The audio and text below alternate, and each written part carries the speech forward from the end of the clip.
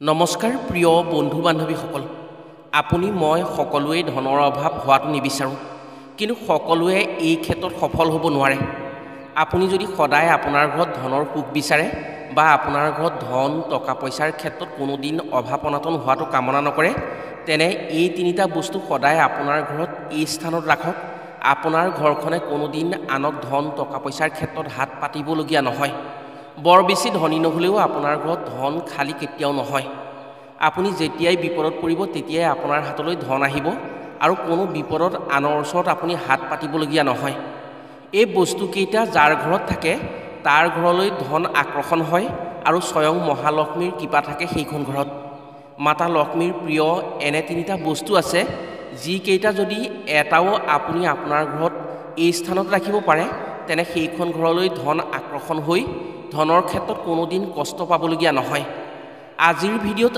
আমি আপোনাক জনাম মাতা লক্ষ্মীৰ প্ৰিয় কোন তিনিটা বস্তু ঘৰত কোন স্থানত ৰাখিব পাৰিলে যিকোনো ক্ষেত্ৰতেই আনক হাত পাতিব নালাগে আৰু ধন ঘৰলৈ আহি ধন টকা পইচা আকৰ্ষণ হয় এখন ঘৰলৈ কিয় ধন টকা পইচাৰ অভাৱ অনাটন আহি জুৰুলা হয় ধনৰ অভাৱ কেনেকৈ নাইকিয়া কৰিব পাৰি এখন ঘৰত মাতা লক্ষ্মীৰ প্ৰিয় কোন তিনিটা বস্তু কোন স্থানত ৰখাটো একেবাৰে প্ৰয়োজনীয় সেয়েহে আপোনাৰ ঘৰত যদি ধনৰ অভাৱ থকাটো নিবিচাৰে তেনে আজিৰ ভিডিঅ'ত কোৱা বস্তুকেইটা আনি সঠিক স্থানত ৰাখক আপোনাৰ ঘৰলৈ নিজে নিজেই ধনৰ আকৰ্ষণ হ'ব মাতা লক্ষ্মীৰ আশীৰ্বাদত আপোনাৰ ঘৰৰ প্ৰতি সদায় থাকিব আৰু বহুত ধনী নহ'লেও আপোনাৰ ঘৰখনে কোনোদিন আনক হাত পাতিব লগা নহয় ধন টকা পইচা আৰু ধান চাউলৰ ক্ষেত্ৰত আপোনাৰ ঘৰখনে সুখী হৈ থাকিব পাৰিব গতিকে আধ্যাত্মিকতাৰ ওপৰত যদি আপোনাৰ বিশ্বাস আছে আৰু আপোনাৰ ঘৰত যদি ধন টকা পইচাৰ দিশত উন্নতি হোৱাটো কামনা কৰে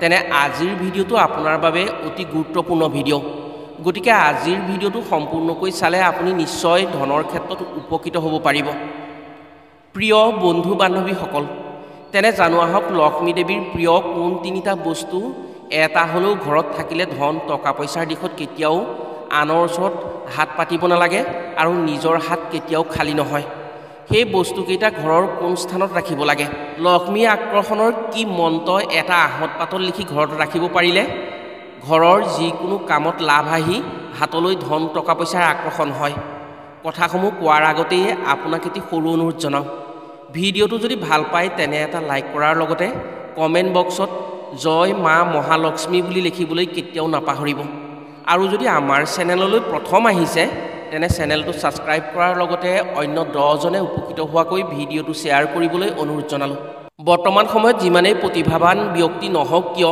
তেওঁৰ যদি ধন টকা পইচা নাথাকে তেনে তেওঁৰ গুৰুত্ব কম আৰু তেওঁক গুৰুত্ব দিয়া মানুহৰ অভাৱ হয় সেয়েহে বৰ্তমান সময়ত ধন টকা পইচাৰ গুৰুত্ব অধিক এই ধন টকা পইচা লক্ষ্মী দেৱীৰ কৃপাৰ অবিহনে লাভ কৰিব নোৱাৰি সেয়েহে লক্ষ্মী দেৱীৰ কৃপা সকলো মানুহেই কামনা কৰে আৰু প্ৰায় সংখ্যক মানুহে পুৱা গধূলি লক্ষ্মী দেৱীৰ চৰণত পূজা অৰ্চনা কৰে কিন্তু বহুজনে লক্ষ্মী দেৱীক পূজা অৰ্চনা কৰিও তেওঁলোকে লক্ষ্মী দেৱীৰ কৃপা লাভ কৰিব নোৱাৰে ধন টকা পইচাৰ নাটনি নকমে তেওঁলোকৰ ঘৰত ধন টকা পইচাৰ ক্ষেত্ৰত বিপদত পৰি আনৰ ওচৰত হাত পাতিবলগীয়া হয় ইয়াৰ বিপৰীতে বহু লোকে লক্ষ্মী দেৱীক পূজা প্ৰাৰ্থনা নকৰাকৈয়ে নিজৰ ইচ্ছা অনুসৰি ধনৰ সুখ পাবলৈ সক্ষম হয় এনে ক্ষেত্ৰত বহু লোকেই আধ্যাত্মিকতাৰ প্ৰতি বিশ্বাস হেৰুৱাই দিয়ে কিন্তু শাস্ত্ৰ অনুসৰি মাতা লক্ষ্মীয়ে সেইসকলৰ ওচৰতহে বাস কৰে যিসকলে পূজা পাতল নকৰিলেও মাতা লক্ষ্মীৰ প্ৰিয় কিছুমান বস্তু নিজৰ ঘৰত সঠিক ঠাইত ৰাখিব পাৰে যিখন ঘৰত মাতা লক্ষ্মীৰ পূজা প্ৰাৰ্থনা কৰিও কিছুমান ক্ষেত্ৰত সৰু সৰু ভুল কৰি থকা হয় সেই ঘৰত লক্ষ্মী দেৱী বাস কেতিয়াও নহয় আজিৰ ভিডিঅ'ত ক'বলৈ ওলোৱা বস্তুকেইটাৰ এটাও যদি আপোনাৰ ঘৰত ৰাখিব পাৰে তেনে কোনো কাৰণতেই আপুনি ধনৰ অভাৱত পৰিব নোৱাৰে এই বস্তুকেইটা যদি আপুনি আপোনাৰ মানি পাৰ্চতো ৰাখিব পাৰে তেনে আপোনাৰ মানি পাৰ্চ কেতিয়াও খালী নহয় সেই বস্তুকেইটাই আপোনাৰ হাতলৈ ধন আকৰ্ষণ কৰি আপোনাক ধনৱান কৰি তুলিব অৱশ্যে বস্তুকেইটা যেতিয়া আপোনাৰ ঘৰত ৰাখিব তেতিয়া কিছুমান নিয়ম নীতি মানি চলিব লাগিব আপুনি আপোনাৰ ঘৰখনে সেই নিয়ম নীতিৰ মাজত থাকিব পাৰিলে আপোনাৰ ঘৰলৈ লক্ষ্মী দেৱীৰ কৃপা পৰিব যদি সেইসমূহ নিয়ম নীতি নামানে তেনে আপোনাৰ বাবেও সেই বস্তু ৰাখিও কোনো কামত নাহিব প্ৰিয় বন্ধু বান্ধৱীসকল তেনে প্ৰথমে সেই বস্তুকেইটা ৰখাৰ ক্ষেত্ৰত কি কি নিয়ম নীতি মানিব লাগে সেই কথাসমূহৰ বিষয়ে জানো আহক যদি এই তিনিটা বস্তু আপুনি ৰাখি ধন টকা পইচাৰ অভাৱ দূৰ কৰাৰ কথা চিন্তা কৰে তেনে আপোনাৰ ঘৰত সদায় পুৱা গধূলি লক্ষ্মী বন্দনা কৰাটো নিতান্তই প্ৰয়োজনীয়। পুৱা গধূলি ধূপ বন্তি জ্বলাই মাতা লক্ষ্মীক ভক্তিভাৱেৰে ভক্তি কৰিব লাগিব আপোনাৰ ঘৰত। ইয়াৰ উপৰিও ঘৰত হাই কাজিয়া হুলস্থুলীয়া পৰিৱেশ কেতিয়াও সৃষ্টি কৰিব নোৱাৰিব। আপুনি সেই পৰিৱেশৰ পৰা দূৰত থাকিব লাগিব। বাস্তু শাস্ত্ৰ অনুসৰি মাতা লক্ষ্মী অতি চঞ্চল। কোনো হাই কাজিয়া হুলস্থুল পেচাল হৈ থকাৰ স্থানত লক্ষ্মী দেৱী কেতিয়াও বাস নকৰে। দ্বিতীয়তে হৈছে আপোনাৰ ঘৰখনলৈ যিসকল দুখীয়া দৰিদ্ৰ লোকে অন্ন বস্ত্ৰ বা কিবা বস্তু সহায় বিচাৰি আহিব সেইসকলক কেতিয়াও মনত কষ্ট নিদিব। যদি আপোনাৰ ঘৰলৈ তেওঁলোক আহি সাহায্য বিচাৰে আপোনাৰ সামৰ্থ্য অনুযায়ী সাহায্য দিব। যদি আপোনাৰ সামৰ্থ্য নাই তেনে সাহায্য নিদিব। কিন্তু বেয়া ব্যৱহাৰ কৰি মনোকষ্ট কেতিয়াও নিদিব। কোনো দুখীয়া দৰিদ্ৰ লোকে সেইসকলৰ ঘৰলৈহে অন্ন বিচাৰি আহে যিসকলৰ ঘৰত মাতা লক্ষ্মীৰ কৃপা থাকে। আপোনাৰ ঘৰত থকাৰ পাছতো যদি আপুনি অন্নহীনজনক অন্ন নিদি বেয়াকৈ ব্যৱহাৰ কৰে সেই ক্ষেত্ৰত মাতা লক্ষ্মী অতি ক্ষুণ্ণ হয় আৰু আপোনাৰ ঘৰত মাতা লক্ষ্মীয়ে বাস নকৰি আঁতৰি যাব। যদি আপুনি এই বস্তু তিনিটা ৰখাৰ কথা চিন্তা কৰে তেনে এনেধৰণৰ নিয়মসমূহ মানিব লাগিব। তৃতীয়তে হৈছে আপোনাৰ ঘৰৰ পৰা বেলি দুবাৰ পাছত কাকো অন্ন বস্ত্ৰ ধন টকা পইচা আনক নিদিব। আমি বহুতেই এই ভুল কৰোঁ যে কোনো লোকে যদি ৰাতি টকা পইচাত বা ধন ধান ধাৰলৈ বিচাৰি আহে তেনে দি দিওঁ। শাস্ত্ৰ অনুসৰি এই ভুলৰ বাবেই ঘৰৰ পৰা মাতা লক্ষ্মী আঁতৰি যায়। আপুনি যদি আজিৰ ভিডিঅ'ত কোৱা বস্তুকেইটা আপোনাৰ ঘৰত ৰখাৰ কথা ভাবে তেনে এই ভুল কেতিয়াও নকৰিব। যদি অত্যন্ত কাৰোবাক দিবলগীয়া হয় তেনে তেওঁৰ পৰা এটকীয়া পইচা এটা লৈ হ'লেও আপুনি দি দিব বা আপুনি এমুঠি চাউল লৈ হ'লেও তেতিয়া তেওঁলোকে বিচৰা বস্তুটো দিব। এইকেইটা যদি আপুনি নিয়ম নীতি আপোনাৰ ঘৰত কৰিব পাৰে তেনে আপুনি আজিৰ ভিডিঅ'ত কোৱা বস্তুকেইটা ঘৰত ৰাখিব পাৰিলে আপোনাৰ ক্ষেত্ৰত কোনোদিন ধন টকা পইচাৰ অভাৱ অনাটন নহয়। প্ৰিয় বন্ধু বান্ধৱীসকল, এতিয়া জানো আহক কোন তিনিটা বস্তু ঘৰত ৰাখিব পাৰিলে মাতা লক্ষ্মীৰ কৃপাত কোনোদিন ধন টকা পইচাৰ অভাৱত নপৰে আৰু মাতা লক্ষ্মী পৰম সন্তোষিত হয় সেইখন ঘৰৰ প্ৰতি। মাতা লক্ষ্মী বাস হয় সেইখন ঘৰত। এক নম্বৰতে হৈছে আহঁত গছৰ পাত।